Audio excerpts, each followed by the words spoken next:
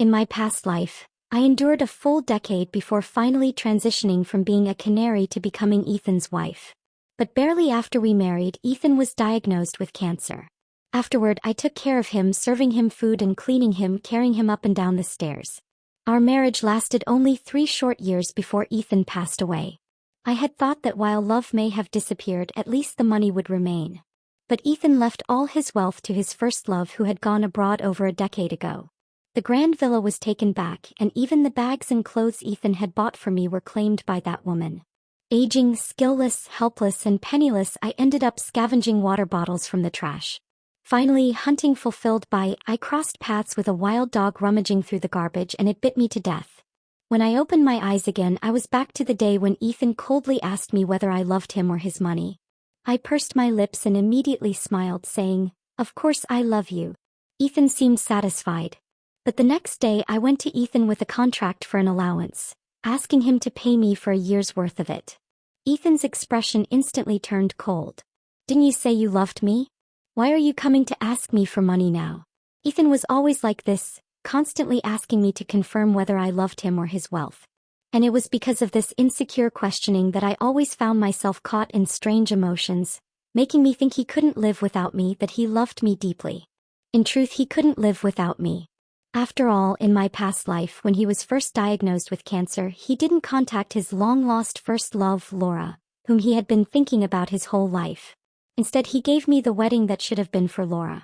The ring that should have gone on Laura's finger was placed on mine. Even the antique Tang Dynasty necklace his mother had left for him, he gave to me. At that time, I truly thought that after being Ethan's canary for 10 years, I had finally made it. I not only gained his love, but also became his legitimate wife. But on the very day of our wedding, Ethan was rushed to the hospital for emergency treatment. What followed was endless torment. Before he got sick, Ethan was already hard to care for. His tea had to be at 60 degrees. The bath water couldn't exceed 45 degrees, and the bedding needed to be changed every day. He also didn't like strangers touching his things. So for all those years as Ethan's canary, I had been his personal maid. After he got sick, it became even worse. Besides his various picky demands, his temper grew worse. If I was a little too rough while helping him with his hygiene, he would push me to the ground. "You're so stupid. You can't even do this properly. I've supported you for so many years. And this is when I get a useless thing like you." And every time after his chemotherapy, when he felt bad, he would vent his anger on me. At worst, he would throw scalding hot water on my head. At best, he'd slap me across the face. Every time Ethan mistreated me, I felt deeply wronged and hurt. I even thought about walking away. But every time I looked at Ethan's frail body, my heart softened. After all, I truly loved him. Even the doctor said that it was normal for someone with a terminal illness to have a bad temper. So I endured Ethan's bad temper, his mistreatment, for 3 long years. But instead of waiting for him to recover, I watched him die. On the night he died, he tightly gripped my hand. "Thank you, Selena, for enduring and taking care of me for 3 years. The best decision I ever made was listening to Laura.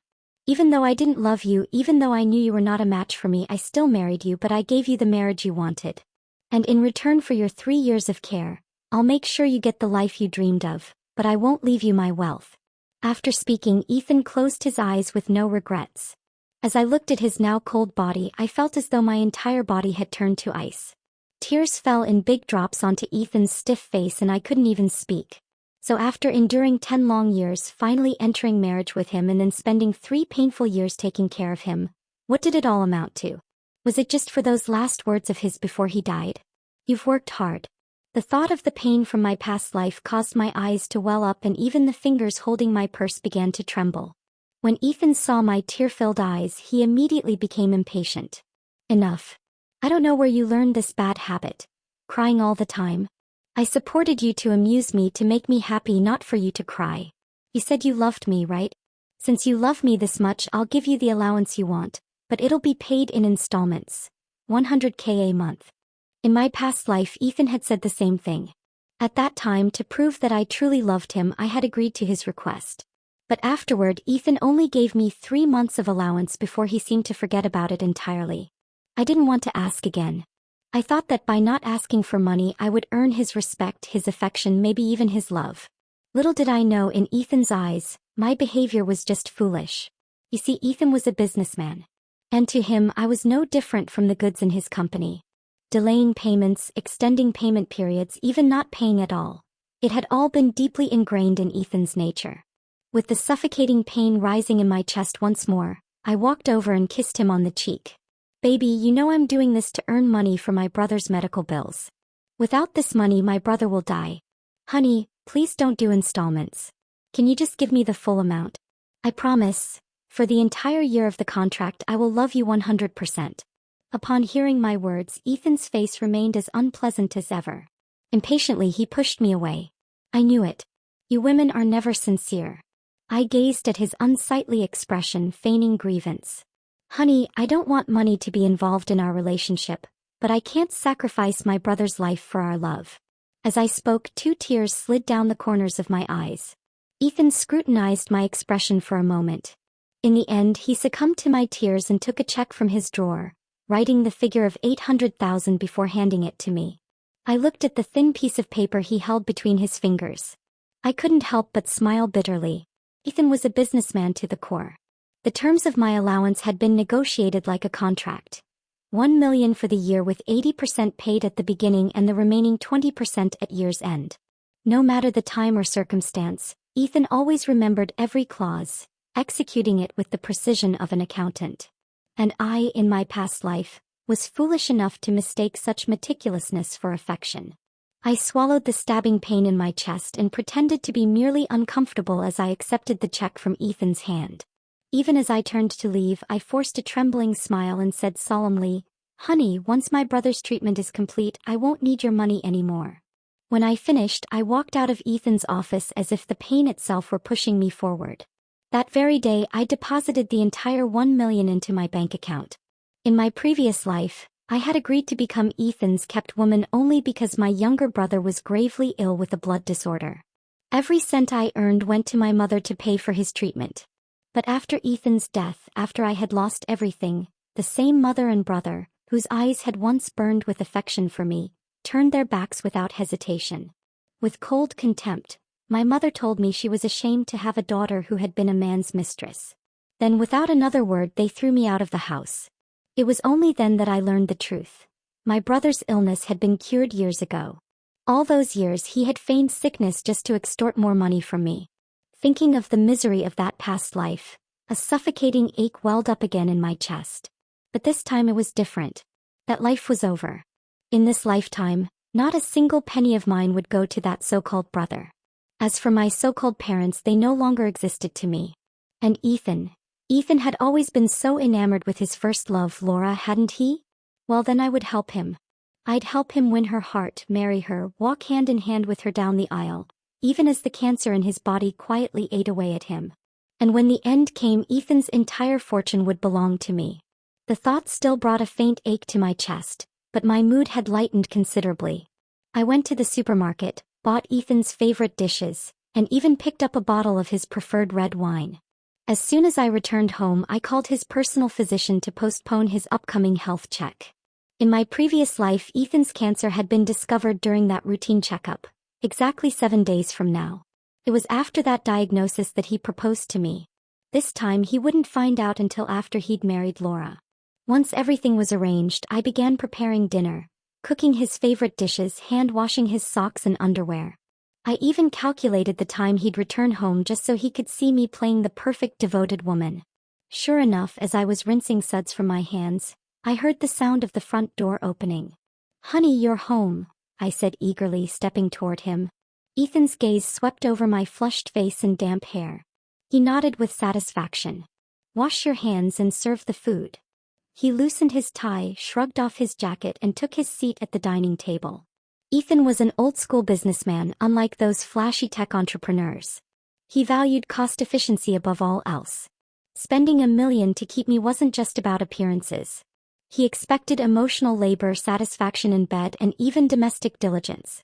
In my past life, he'd once told me he had me do all this because he saw me as a wife, that once the timing was right he would marry me. But it was only after his death that I realized every word he'd said had been a lie, carefully crafted to keep me on his hook. He knew I loved him. He knew I dreamed of being his wife.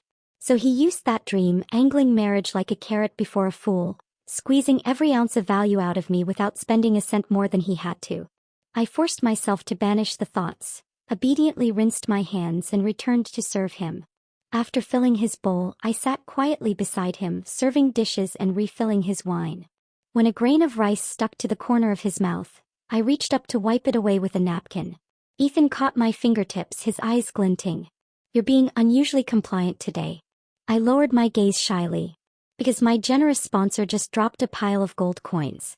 Then with a teasing smile I slid into his lap. "Honey, if I can make you happy tonight, would you be willing to drop a few more?" My fingers trailed playfully along the edge of his throat. Ethan's breath hitched slightly as he caught my hand. "Say that again." I slipped off his lap, pulled out my phone and handed it to him. "Honey," I said sweetly, "your ex Laura just returned to the country. Look, this is her photo at a bar." Ethan's expression hardened. "Why are you keeping tabs on Laura?" "Selena, don't forget your place. You're just my kept woman. I did promise that if you behaved I might marry you, but you'll never compare to Laura." He had said those exact words in my past life too. Only then it had been after we were already married, when he was frail and bedridden, and Laura would often visit him in the hospital. They would reminisce right in front of me. Sometimes they'd even embrace or kiss while I stood there humiliated. I had cried back then, asking him if he thought that was fair to me as a wife. And just as he did now, Ethan had glared coldly and snapped. "Selena, don't forget you were only ever my kept woman. Marriage or not, you'll never be Laura." The memory sent another sharp pain through my chest. I let that pain carry me, forcing tears to well up in my eyes. "Honey, you misunderstood me," I whispered, trembling. I just..." Before he could respond, I turned and ran toward his study, tears streaming down my face. Then with a little sigh, I pulled out a notebook and handed it to him. "Honey, I found this while cleaning earlier," I said softly. "When I read the love letters you wrote to Laura inside, I finally understood just how much you loved her. I cried the whole afternoon when I saw it. Although I love you so much, I can't bear to see you suffer like this. That's why I want to help you pursue Laura. Honey, in my eyes you're truly a great person, so deserving of your true love." As I spoke, 2 tears fell from the corners of my eyes in desolation. Ethan sat at the dining table, his expression as cold as ever, showing no emotion. But his eyes, filled with tumult, told me that my words had stirred something within him. It was understandable. After all, Laura was his unresolved past, his redemption from his youth. I had even seen when he was gravely ill and nearly dying, how he would still hold Laura's photo, finding solace in it. With that kind of deep affection, I didn't believe for a moment that he didn't long for Laura. The room fell into an eerie silence for a long while. Just when I could no longer squeeze out a tear, Ethan finally spoke, his voice low. "How do we do it?" My heart instantly dropped. I quickly grabbed my phone and sat beside him. "Honey, look. Here's the information I got from a private detective. After Laura went abroad, she never dated anyone. She spent 10 years focusing on her studies. What does that tell us? It means she's only ever thought of you. She didn't go abroad because she was poor. She was forced by her family. So I've got a plan. Laura opened an art studio, right? I'll sign up tomorrow and you act like you're treating me really well. You'll shower me with expensive jewelry and luxury cars. I guarantee that in a month Laura will come looking for you." Ethan looked at my plan. Without a second thought he replied, "It won't work. Laura isn't the type to care about such superficial things." Hearing this, I almost snapped back but caught myself and quickly corrected. "Honey, I mean, you can't think like men do when it comes to women. Laura is proud and values her self-respect, so she won't like these things. But if these things are from you, she'll definitely like them. After all, she loves you so much. Jealousy will make a woman fully understand her feelings." Ethan hesitated for a moment. I quickly grasped his hand. "Honey, just give it a try. Please, I really don't want you to suffer like this anymore." Finally, his voice softened. "All right, I'll give it a try." Hearing his words, I instantly felt a surge of joy. I rushed back to my room and pulled out a quotation list. "Honey, here's the breakdown of the costs for pursuing Laura. Take a look."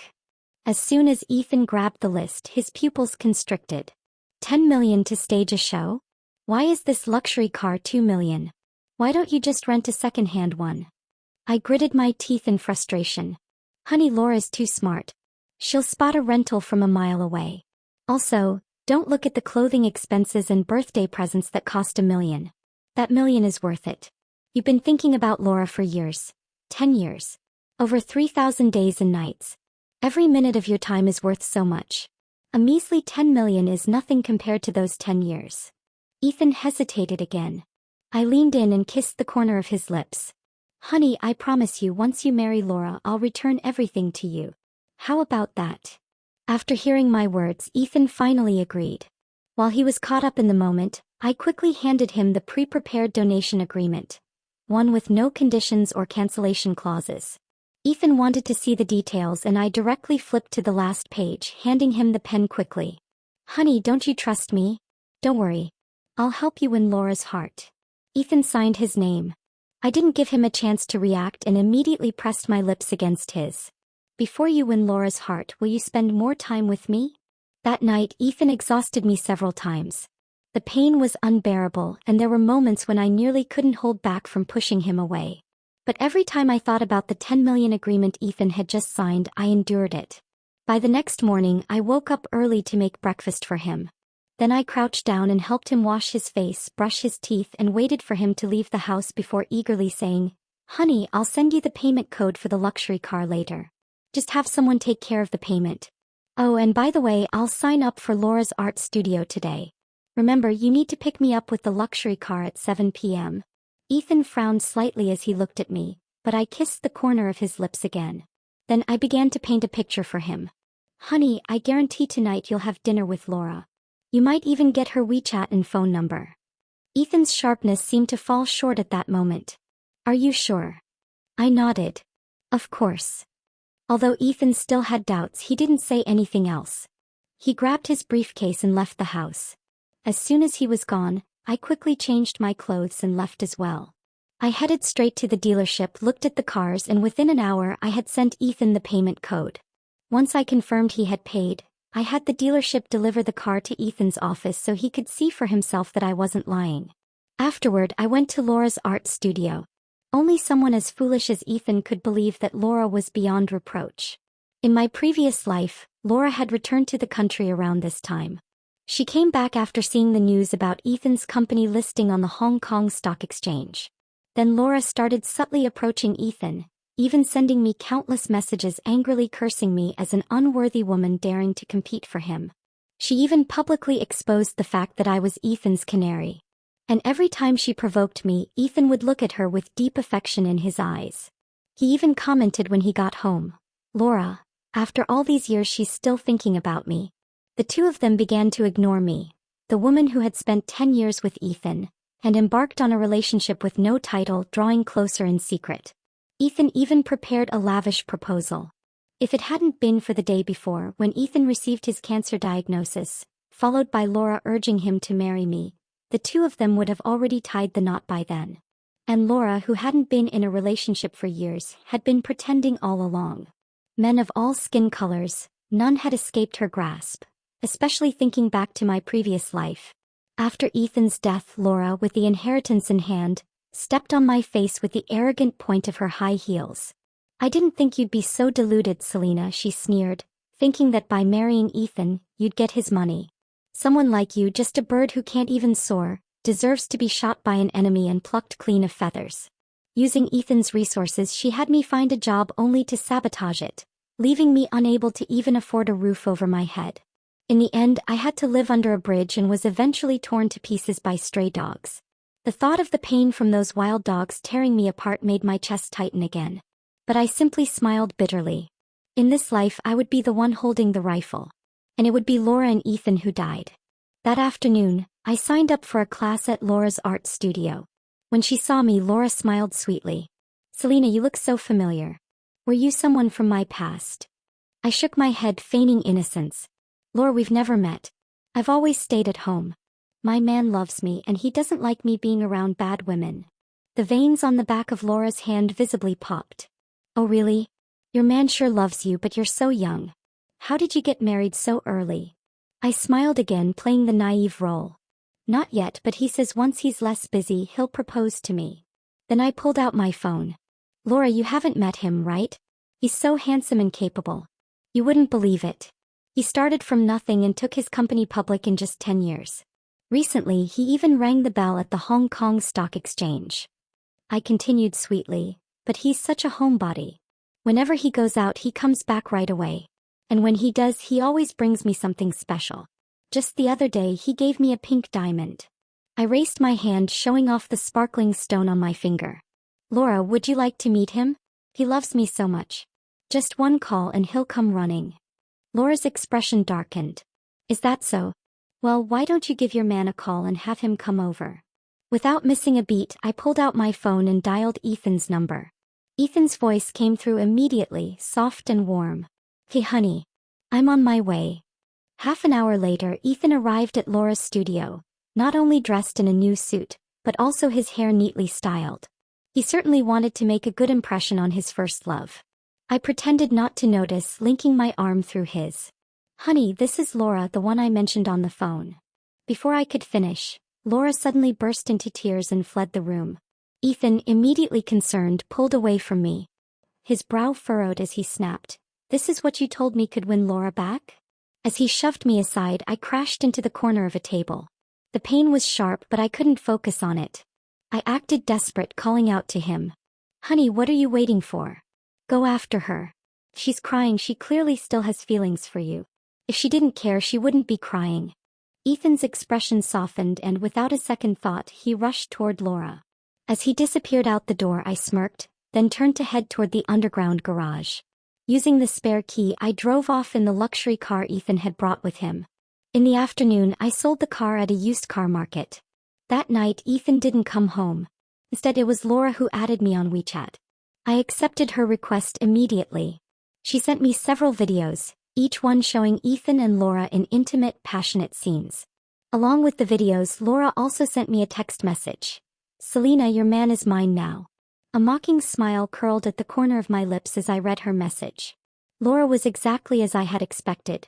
Once provoked, she'd quickly end up in bed with Ethan. But what she didn't know was this. While she had been Ethan's unfinished business, the one who had never let him have her, now that she had finally gotten him, her value in his eyes would diminish. The meat that's already on the table never compares to the lychee so far away. I didn't reply to Laura's message.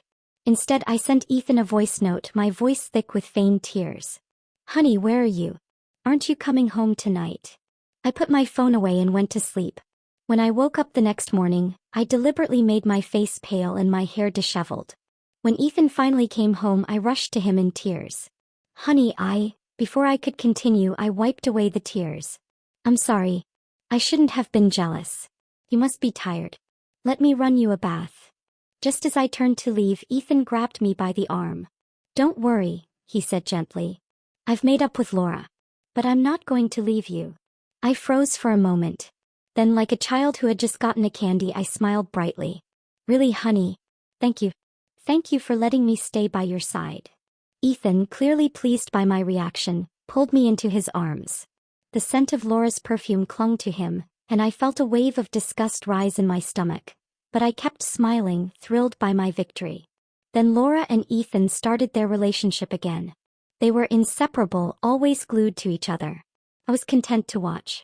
But after a month of their relationship, worried that Ethan's health might already be deteriorating, I decided to act.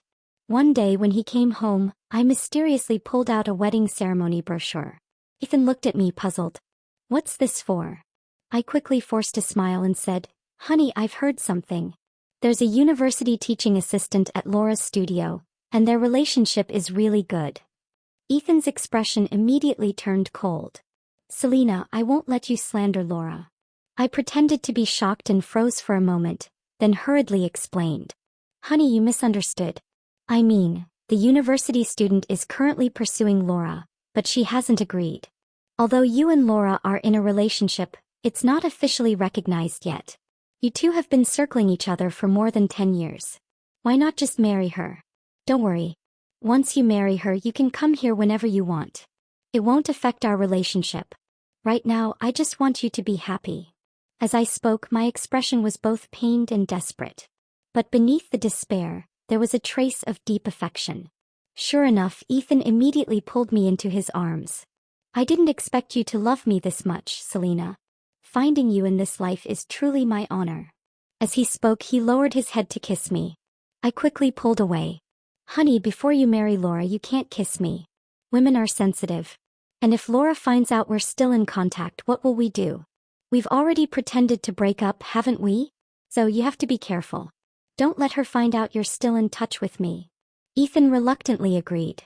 And when Laura called, he left. As soon as Ethan was out the door, I sent Laura a message. "You think you've won? The one who won is me. Ethan has already agreed to marry you." Then I sent Laura a photo of the wedding company's brochure and a video of Ethan holding me tightly. That night, Ethan blocked me on WeChat. That night, I saw photos of Ethan proposing to Laura in her moments. At the same time, I received a friend request from an unfamiliar account. "From now on, I'll contact you with this alternate account." Looking at Ethan's message, I smirked. It was clear. When it comes to men, the one you steal always becomes the most precious. Laura and Ethan's wedding was held a month later. The reason for this was my relentless effort during that month. I worked hard to flaunt the new gifts Ethan gave me. I worked hard to add emotional value to Ethan, deepening his impression that I truly loved him, prompting him to keep showering me with gifts. Finally, after Ethan gave me his mother's antique necklace, Laura couldn't take it anymore. She quickly registered her marriage to Ethan and hurriedly held their wedding. But she had no idea about Ethan's selfishness. He delisted the necklace as part of his assets, so it wasn't actually mine. I had only the right to use it, not to own it. But at least Ethan and Laura got married. From there, I continued, as always, to give Ethan my full emotional value, loving him without disturbing him with deep affection. I wished him and Laura a lifetime of happiness. 3 months after their wedding, one day Ethan fainted at his office. When I heard the news, I immediately changed out of my elegant clothes and put on pajamas, even running barefoot to the hospital. As soon as Ethan woke up, I slapped Laura across the face. Furiously, I yelled at her. "Is this how you take care of him? Laura, I gave you the man I love more than anything in the world. I cared for him for 10 years and nothing happened. But you, after just 3 months of marriage, sent him to the hospital." As I spoke, I collapsed onto Ethan's body, crying out in agony. "Ethan, are you okay? Please wake up. I regret it. I regret giving you to Laura." My cries, filled with desperation, echoed in the hospital room. Laura clenched her teeth in fury, rushing over to grab me, ready to slap me. But in the next moment, Ethan stopped her. "Stop, Laura. If you dare hurt her, I'm done with you." He looked at me with a face full of concern, noticing the blood on my feet. "Why didn't you wear shoes when you left?" I sobbed, burying my face in his chest. "I heard you were sick. I was so scared. I didn't think about shoes. Ethan, I can't live without you." From then on, I visited Ethan every day. Each time I told him how much I loved him, how much I was suffering, how painful it was. But I never wiped his body nor helped him with anything. Instead, Laura had become Ethan's caretaker. And all the things I had suffered, being hit with a cup burned with boiling water, were now falling onto her. Every time I saw Laura being humiliated by Ethan, I would cry and provoke her. "Laura, if you don't want to take care of Ethan, I'll do it. Please don't come to the hospital anymore. No matter what happens to him, I'll still want him." A month after Ethan fell ill, I handed him a pregnancy notice and told him, "Ethan, I'm pregnant. I used the sperm you left at the hospital to do it alone, but I really can't live without you. Even if you leave in the end, I still want a child who looks just like you to keep me company." At that moment, Ethan's eyes trembled with intense emotion. But then he began to ask me not to tell Laura about my pregnancy. He arranged a private hospital for my checkups and started reclaiming control of the company from Laura's hands. The discovery of his illness had come too late, and with the work piling up, his condition deteriorated rapidly. I could only offer him emotional support. "Ethan, I beg you, don't focus on the company anymore. I don't want your wealth. I don't want anything. I just want you." But every time Ethan gripped my hand tightly. "You don't want it, but my child does." The child in my belly wasn't Ethan's. I had selected the sperm from a donor bank. After all, a man like Ethan didn't deserve children. Not only that, but I had also destroyed his stored samples. In just 3 months, Ethan's condition worsened beyond repair. He could only survive with the aid of an oxygen tank. But still he hung on. It wasn't until the lawyer he arranged walked into the hospital room and the two of them talked for an entire hour that Ethan called me in. He clutched my hand tightly. Selena, in this life I'm sorry I didn't give you the marriage you wanted, but I've at least tried to make it right. I've left all my assets to you and to the child in your belly. Then Ethan passed out. Looking at his limp, lifeless body, I calmly turned to the lawyer. Now I am the actual head of Ethan's company. Correct? Laura can't take it from me, right? The lawyer, surprised by my tone, having always seen me as tearful and fragile during Ethan's illness, replied hesitantly, Yes, Miss Selena. President Ethan has made all the arrangements. I sighed deeply and walked over to Ethan's side. Looking at his closed eyes, his frail body, I said coldly, Then notify the doctor. President Ethan doesn't need resuscitation anymore. He can die in peace. That night Ethan died. Afterward, I didn't arrange a funeral for him. What was the point? I had him cremated right away. I also instructed the lawyer to tell everyone that it was Ethan's wish. He was a private man wanting nothing more than to be quietly laid to rest, his ashes scattered at sea. Everyone knew Ethan had passed, but no one knew where his grave was. Could they know? There was no grave. After the cremation, I had him disposed of in the crematorium's drainage system. After all, the sewers all lead to the ocean. Different methods, same purpose. Once Ethan was dealt with, I went to his and Laura's house that night. Then, just like in my previous life, I kicked Laura out.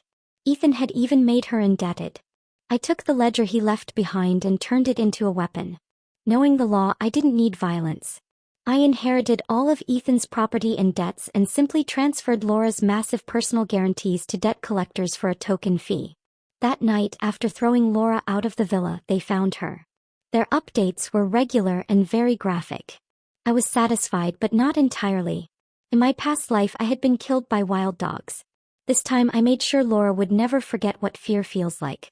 After dealing with Laura, my life became both rich and peaceful. Though the pregnancy was painful, the rest of my days were calm. That was until a year later when the nanny informed me that my parents and brother had arrived, saying they wanted to meet the child. It was laughable. I calmly told the nanny to release the dogs, saying that if they wanted to visit me, they'd first have to get bitten. Surprisingly, despite knowing I was wealthy, they still refused to be bitten by dogs. It seemed that money really wasn't worth as much as life. They left. But they came back again.